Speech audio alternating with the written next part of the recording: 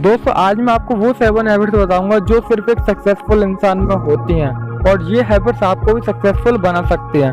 तो आइए स्टार्ट करते हैं। Habit number 1, be proactive.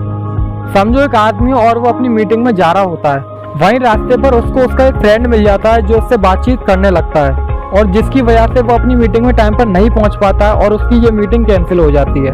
तो अब आपके अकॉर्डिंग बताइए कि वो आदमी किस पर ब्लेम लगाएगा, अपने फ्रेंड पर या फिर खुद पर। देखिए ये चीज डिपेंड करती है कि वो कैसा इंसान है, एक प्रोएक्टिव इंसान है या फिर रिएक्टिव इंसान है। रिएक्टिव लोग वो होते हैं जो अपने फेल होने का कारण हमेशा दूसरों को बताते हैं, हमेशा दूसरों पे ब्लेम करते हैं। इसलिए अगर वो आदमी रिएक्टिव हुआ तो वो अपने फ्रेंड पे ब्लेम करेगा, लेकिन वहीं अगर वो आदमी प्रोएक्टिव हुआ तो वो इस चीज का ब्लेम किसी पर भी नहीं लगाएगा और वो हमेशा दूसरी तरफ भी देखेगा। प्रोएक्टिव इंसान हमेशा दोनों तरफ देखता है। जैसे कि वो आदमी ये भी सोचेगा कि अगर मैं उस टाइम अपने फ्रेंड से ये कह देता कि मुझे अर्जेंट इंपॉर्टेंट मीटिंग में जाना है तो शायद वो मेरा फ्रेंड चला जाता और मैं मीटिंग पे टाइम पर पहुंच पाता। क्योंकि प्रोएक्टिव लोग वो होते हैं जिन्हें अपने अलावा इस पूरी दुनियादारी से कोई भी मतलब नहीं होता है और दूसरे लोगों ने कोई भी ओपिनियन देते रहे, इनसे इन्हें कोई भी फर्क नहीं पड़ता है। तो इसलिए आपको भी हमेशा एक प्रोएक्टिव इंसान बन के रहना चाहिए, ना कि रिएक्टिव, क्योंकि रिएक्टिव लोगों को ज्यादा कोई लोग पसंद नहीं करते हैं। Habit number 2, being with the and in mind. कभी कभी हमारे साथ ऐसा होता है ना कि हम अपने सपने में रो रहे होते हैं और जब हमारी नींद खुल जाती है तो हम रियल में रो रहे होते हैं। तो मान लो कि आप अपने सपने में देखते हो कि आपकी डेथ हो चुकी है, तो आप सपने में ही कितना कुछ सोचने लगते हो, जैसे कि अरे अभी तो मुझे अपने बेस्ट फ्रेंड से मिलने जाना था, मुझे अभी तो ये काम करना था, मुझे अभी तो वो काम करना था, वगैरह वगैरह। अब ये सारे काम कौन करेगा? और उसके बाद जब आपकी नींद खुलती है तो आप बहुत रिलैक्स फील करते हो। तो इस हैबिट के अकॉर्डिंग ऑथर ये कहते हैं कि मान लो कि आज आपका लास्ट डे है, तो वो कौन कौन से काम है जो आप सबसे पहले करना पसंद करोगे, उन काम को हमें सबसे पहले खत्म करना चाहिए। Habit number 3, first thing first. अच्छा सोचो कि आज से 10 दिन बाद आपका एग्जाम है, तो अब क्या आप पूरी बुक पढ़ोगे? डेफिनेटली नहीं। आप अपने सिलेबस का सिर्फ उतना पार्ट पढ़ोगे जो एग्जाम के पॉइंट ऑफ व्यू से बहुत इंपॉर्टेंट है। इन द सेम वे अगर आपको अर्जेंट कहीं बाहर जाना है और आपके पास 2 चॉइस हैं, एक ट्रेन और एक एयरप्लेन, तो आप किससे जाना ज्यादा पसंद करोगे? ऑब्वियसली एयरप्लेन से, क्योंकि वो आपको आपकी मंजिल तक जल्दी पहुंचा देगा। इसलिए ऑथर कहते हैं कि हमें अपने वो काम पहले करने चाहिए जो हमें अच्छा खासा आउटपुट देते हैं और जो हमारे लिए बेनिफिशियल होते हैं, बजाय उन काम के जो सिर्फ हमारा टाइम वेस्ट करते हैं। Habit number 4, think win win. Imagine करो कि आपकी और मेरी यानी कि हम दोनों की एक एक इलेक्ट्रॉनिक्स की दुकान है और कोई कस्टमर आपकी दुकान में आता है टीवी खरीदने और उस टाइम आपकी दुकान से टीवी का स्टॉक खत्म हो जाता है। तो आप उस कस्टमर को मेरी दुकान में भेज देते हो और कह देते हो कि इनकी दुकान में आपको अच्छा डिस्काउंट भी मिल जाएगा और अच्छे टीवी भी मिल जाएंगे।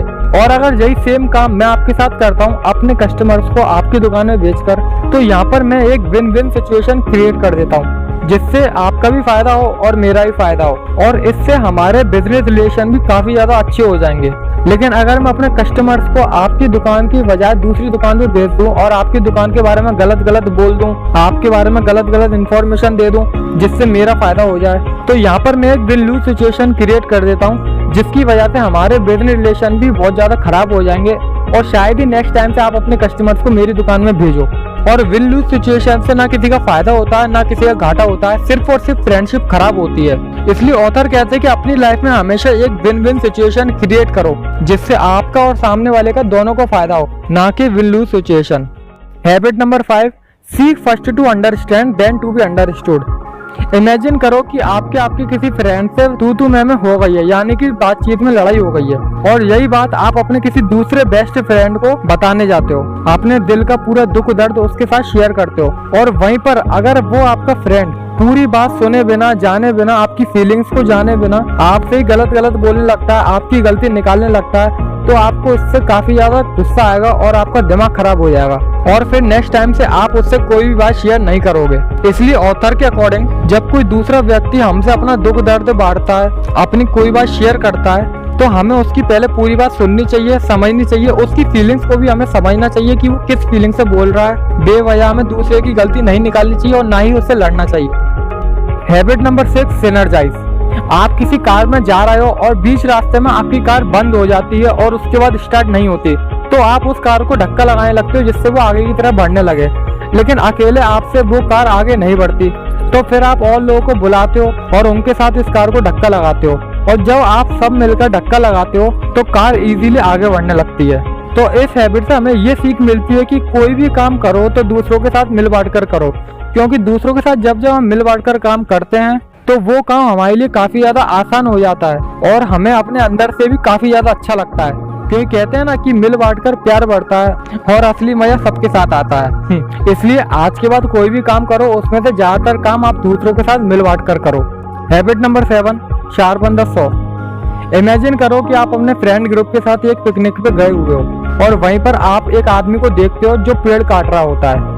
तो आप उस आदमी के पास जाते हो और पूछते हो कि आप इस पेड़ को कितनी देर से काट रहे हो। तो उसका आंसर कुछ इस तरीके से रहता है, अरे भाई 6 घंटे से मैं इस पेड़ को काटने की कोशिश कर रहा हूँ, लेकिन ये पेड़ है कि कटने का नाम ही नहीं ले रहा। तो उसके बाद आप उस आदमी से कहते हो कि इन 6 घंटे में से अगर आपने 4 घंटे अपनी आरी में धार डाली होती तो शायद 2 घंटे में आपका पेड़ कट जाता।